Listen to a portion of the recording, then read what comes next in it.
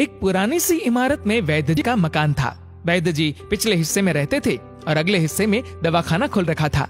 उनकी पत्नी की आदत थी कि दवाखाना खोलने से पहले उस दिन के लिए आवश्यक सामान एक चिट्ठी में लिखकर दे देती थी। वैद्य जी गद्दी पर बैठकर पहले भगवान का नाम लेते, फिर वह चिट्ठी खोलते। पत्नी ने जो बातें लिखी होती उनके भाव देखते, फिर उनका हिसाब करते, फिर परमात्मा से प्रार्थना करते कि हे भगवान, मैं केवल तेरे ही आदेश के अनुसार तेरी भक्ति छोड़कर यह दुनियादारी के चक्कर में आ बैठा हूँ। वैद्य जी कभी अपने मुंह से किसी रोगी से फीस नहीं मांगते थे। कोई देता था, कोई नहीं देता था, किंतु एक बात निश्चित थी, जो ही उस दिन के आवश्यक सामान खरीदने योग्य पैसे पूरे हो जाते थे, उसके बाद वह किसी से भी दवा के पैसे नहीं लेते थे, चाहे रोगी कितना ही धनवान क्यों न हो। एक दिन वैद्य जी ने दवाखाना खोला। गद्दी पर बैठकर परमात्मा का स्मरण करके पैसे का हिसाब लगाने के लिए आवश्यक सामान वाली चिट्ठी खोली तो वह चिट्ठी को एक टक देखते ही रह गए। एक बार तो उनका मन भटक गया। उन्हें अपने आंखों के सामने तारे चमकते हुए नजर आए, किंतु शीघ्र ही उन्होंने अपनी तंत्रिकाओं पर नियंत्रण पा लिया। आटे, दाल, चावल आदि के बाद पत्नी ने लिखा था, बेटे का विवाह 20 तारीख को है, उसके दहेज का सामान। कुछ देर सोचते रहे, फिर बाकी चीजों की कीमत लिखने के बाद दहेज के सामने लिखा, ये काम परमात्मा का है, परमात्मा जाने। 1-2 रोगी आए थे, उन्हें वैद्य जी दवाई दे रहे थे। इसी दौरान एक बड़ी सी कार उनके दवाखाने के सामने आकर रुकी। वैद्य जी ने कोई खास तवज्जो नहीं दी, क्योंकि कई कारों वाले उनके पास आते रहते थे। दोनों मरीज दवाई लेकर चले गए। वह सूटेड बूटेड साहब कार से बाहर निकले और नमस्ते करके बेंच पर बैठ गए। वैद्य जी ने कहा कि अगर आपको अपने लिए दवा लेनी है तो इधर स्टूल पर आइए, ताकि आपकी नाड़ी देख लूं, और अगर किसी रोगी की दवाई लेकर जाना है तो बीमारी की स्थिति का वर्णन करे। वह साहब कहने लगे, वैद्य जी, आपने मुझे पहचाना नहीं। मेरा नाम कृष्णलाल है, लेकिन आप मुझे पहचान भी कैसे सकते हैं, क्योंकि मैं 15-16 साल बाद आपके दवाखाने पर आया हूँ। आपको पिछली मुलाकात का हाल सुनाता हूँ, फिर आपको सारी बात याद आ जाएगी। जब मैं पहली बार यहाँ आया था तो मैं खुद नहीं आया था, अपितु ईश्वर मुझे आपके पास ले आया था, क्योंकि ईश्वर ने मुझ पर कृपा की थी और वह मेरा घर आबाद करना चाहता था। हुआ इस तरह था कि मैं कार से अपने पैतृक घर जा रहा था। बिल्कुल आपके दवाखाने के सामने हमारी कार पंचर हो गई। ड्राइवर कार का पहिया उतारकर पंक्चर लगवाने चला गया।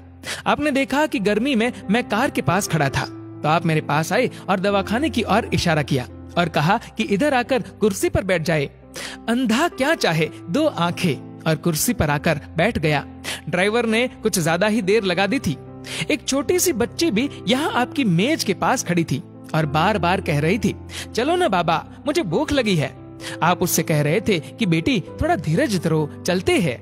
मैं ये सोचकर कि इतनी देर से आपके पास बैठा था और मेरे ही कारण आप खाना खाने भी नहीं जा रहे थे, मुझे कोई दवाई खरीद लेनी चाहिए ताकि आप मेरे बैठने का भार महसूस न करें। मैंने कहा, वैद्य जी, मैं पिछले 5 से 6 साल से इंग्लैंड में रहकर कारोबार कर रहा हूँ। इंग्लैंड जाने से पहले मेरी शादी हो गई थी, लेकिन अब तक बच्चे के सुख से वंचित हूँ। यहाँ भी इलाज कराया और वहाँ इंग्लैंड में भी, लेकिन किस्मत ने निराशा के सिवा और कुछ नहीं दिया। आपने कहा था, मेरे भाई, भगवान से निराश न हो। याद रखो कि उसके कोष में किसी चीज की कोई कमी नहीं है।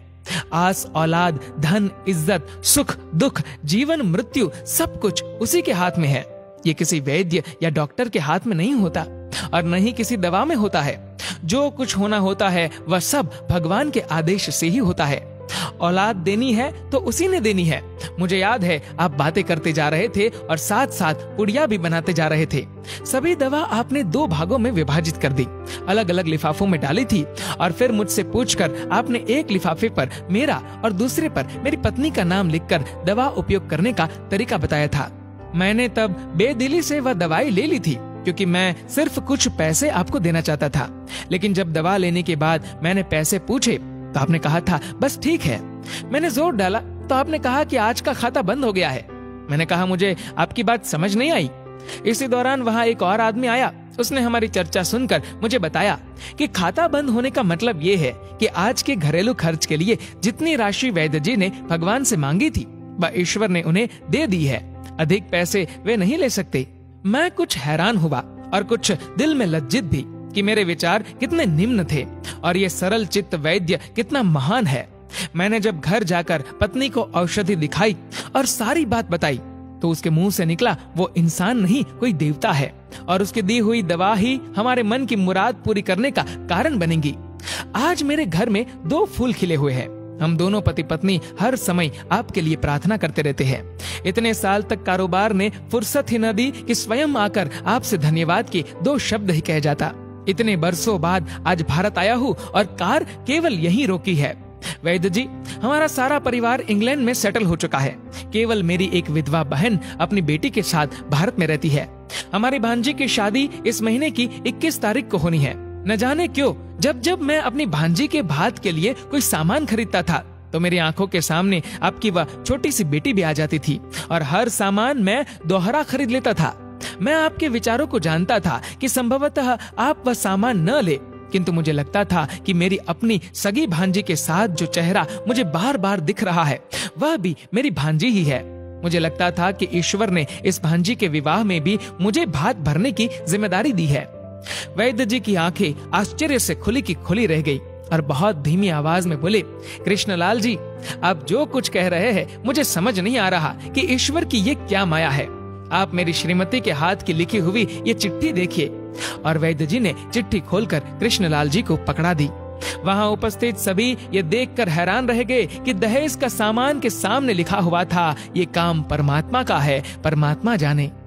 कांपती सी आवाज में वैद्य जी बोले, कृष्णलाल जी, विश्वास कीजिए कि आज तक कभी ऐसा नहीं हुआ कि पत्नी ने चिट्ठी पर आवश्यकता लिखी हो और भगवान ने उसी दिन उसकी व्यवस्था न कर दी हो। आपकी बातें सुनकर तो लगता है कि भगवान को पता होता है कि किस दिन मेरी श्रीमती क्या लिखने वाली है, अन्यथा आपसे इतने दिन पहले ही सामान खरीदना आरंभ न करवा दिया होता परमात्मा ने।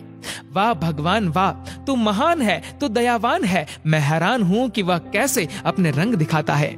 वैद्य जी ने आगे कहा, मैंने जीवन में सिर्फ एक ही पाठ पढ़ा है कि सुबह परमात्मा का आभार करो, शाम को अच्छा दिन गुजरने का आभार करो, खाते समय उसका आभार करो, सोते समय उसका आभार करो। दोस्तों, आपकी इस वीडियो के बारे में क्या राय है नीचे कमेंट करके जरूर बताएगा। और अगर दोस्तों आपको ये वीडियो पसंद आए तो इस वीडियो को लाइक करेगा, ज्यादा से ज्यादा लोगों तक शेयर करेगा, और ऐसे ही और भी इंस्पिरेशनल वीडियोस के लिए सब्सक्राइब करें हमारे यूट्यूब चैनल को और फेसबुक पर फॉलो करें हमारे पेज को। धन्यवाद।